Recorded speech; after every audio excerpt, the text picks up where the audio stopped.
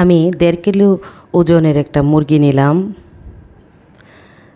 এটাকে আমি কেটে পরিষ্কার করে ভিতরে যত নাড়ি বুড়ি আছে সবগুলো কেটে নিলাম, আর মাথাটাকে এভাবে কেটে পরিষ্কার করে গলার দিকে যে রক্তাক্ত রগগুলো আছে এগুলো কেটে রক্ত বের করে মাথাটা একটু ঢুকিয়ে দিলাম ভিতরের দিকে। নিয়েছি পেঁয়াজ, কাঁচামরিচ, নিচ্ছি টমেটো, এগুলোই আমি পেস্ট করে দিব এটাতে। আর নিয়েছি 3 রকমের বাদাম, কাজু বাদাম, আমন্ড আর নর্মাল বাদাম, এগুলোকেও আমি পেস্ট করে নিব সিলে। এখন মুরগিটাকে আমি লবণ, হলুদ এবং আদা পেস্ট দিয়ে একটু ভালো করে মাখাবো।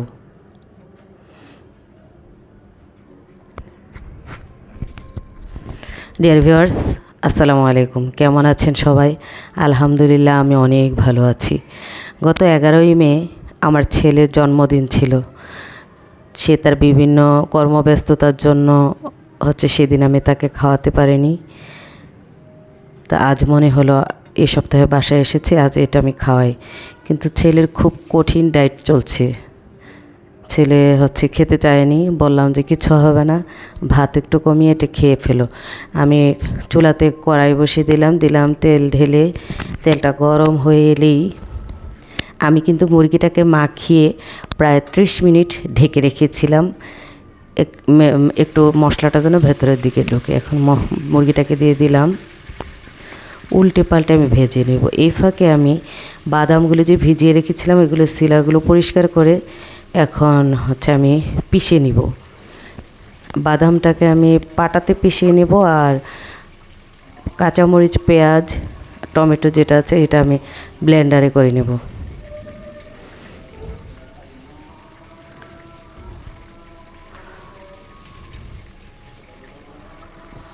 সবাই কীরকম করে করেন আমি জানি না। আমি আস্ত মুরগির রোস্ট করলে গলাটাকে বের হয়ে থাকতে দেখলে আমার এটা ভালো লাগে না। আমি গলাটাকে একটু ভালো করে পরিষ্কার করে নিয়ে গলার পাশে একটু আঙুল দিয়ে ছিদ্র করে, ছিদ্র তো করাই থাকে, ওখানে আত্মার থাকে, চর্বি থাকে, ওটাকে আমি আঙুল দিয়ে পরিষ্কার করে ফেলে দিয়ে তারপরে গলাটাকে ভিতরের দিকে ঢুকিয়ে দিই, গলাটা দেখা যায় না। এখন আমি এটাকে উল্টে দিচ্ছি একটু, এভাবে উল্টে পাল্টে একদম ঘুরিয়ে ঘুরিয়ে ভাজবো। একটু ভেজে নিলে হয় কি ভাল লাগে খেতে। কেউ চাইলে না ভাজলেও পারেন, সব ধরনের মশলা দিয়ে ম্যারিনেট করে রেখে দিলে এরপরে তেলের মধ্যে পেঁয়াজ ব্রাউন কালার করে দিয়ে দিতে পারেন একবারে, ওভাবেও করা যায়। দুইটার দুই রকম টেস্ট। এভাবে ভেজে নিলে আমার ভাল লাগে। আমি ওর ছেলের কাছ থেকে অনুমতি নিলাম যে বাবা ভেজে রান্না করবো নাকি। তো ছেলে তো আর এগুলো বুঝে না। ও বললো যে তোমার যেভাবে ভালো মনে হয় যে এইভাবে রান্না করলে মজা হবে তুমি সেভাবেই করো। মুরগিটাকে আমি উল্টে পাল্টে ভেজে নিচ্ছি। মোটামুটি ভাজা হয়ে গিয়েছে। মুরগি উঠিয়ে নিলাম। এই তেলে আমি দিয়ে দিচ্ছি দারচিনি, এলাচ, তেজপাতা, দিয়ে দিচ্ছি পেঁয়াজ। পেঁয়াজটা নরম হয়ে এলে, ব্রাউন কালার হয়ে এলে দিয়ে দিচ্ছি 1 চা চামচ ঘি। দিয়ে দিলাম আদা পেস্ট। আদা পেস্টটা একটু ভেজে দিয়ে দিচ্ছি রসুন পেস্ট। রসুন পেস্টটা একটু ভাজা হয়ে এলে দিয়ে দিলাম জিরার গুঁড়া, ধনে গুঁড়া।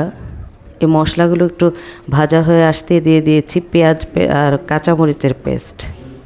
এটা একটু ভাজা হয়ে এলেই এবার দিয়ে দিলাম আমি টমেটো পিউরি, দিয়ে দিচ্ছি বিভিন্ন রকমের বাদাম যে ওটা আমি পাটাতে পিষিয়ে নিয়েছিলাম এটা, আর দিয়ে দিচ্ছি অল্প একটু জয়ফল আর জয়ত্রী গুঁড়া, একদম ছোট্ট করে, বেশি দেওয়া যাবে না, মুরগিতে বেশি দিলে গন্ধ লাগবে। দিয়ে দিলাম গরম পানি। মশলাটা একটু কষানো হয়ে আসতে দিয়ে দিয়েছি মুরগিটা। এবার একদম অল্প আঁচে দিয়ে দিচ্ছি লবণ। অল্প আঁচে ঢেকে ঢেকে রান্না করতে হবে। এটা রান্না করার সময় দূরে চলে যাওয়া যাবে না, একদম দাঁড়িয়ে দাঁড়িয়ে রান্না করতে হবে, বারবার উল্টে পাল্টে দিতে হয়।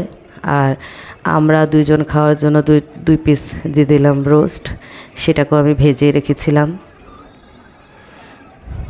এবার দিয়ে দিচ্ছি দুধ। এখানে আমি পোলাওটা রান্না করে নিচ্ছি। আজকে আমি ছেলেকে পোলাও দিয়ে খেতে দেব। আর এমনি তো আমাদের মা ছেলের পোলাও খুব পছন্দের একটা, পোলাও আর রোস্ট খুব পছন্দের খাবার। এটাকে আমি উল্টে পাল্টে ভালোভাবে একটু কষিয়ে নিলাম। ডিয়ার ভিউয়ার্স, আপনারা যারা আমার ভিডিও দেখেন, লাইক করেন, কমেন্ট করেন, অনেক অনেক ধন্যবাদ এবং কৃতজ্ঞতা। সম্ভব হলে ভিডিওটি শেয়ার করে দিবেন আর আমার এই পেজটাকেও সাপোর্ট করবেন আশা রাখছি। অনেক অনেক ভালো থাকবেন। দিয়ে দিচ্ছি একটু কেওড়া জল। এই কেওড়া জলটা এখানে লাগবেই। এখানে আমার পোলাওটাও হয়ে এসেছে। পোলাওটাতে আমি আবার একটা গাজর খুব মিহি করে কেটে দিলাম। এটা দেখতে আমার ভালো লাগে, খেতেও কিন্তু ভালো লাগে। বাচ্চারাও একটা কালারফুল পোলাও দেখে ভালো মানে পছন্দ করে।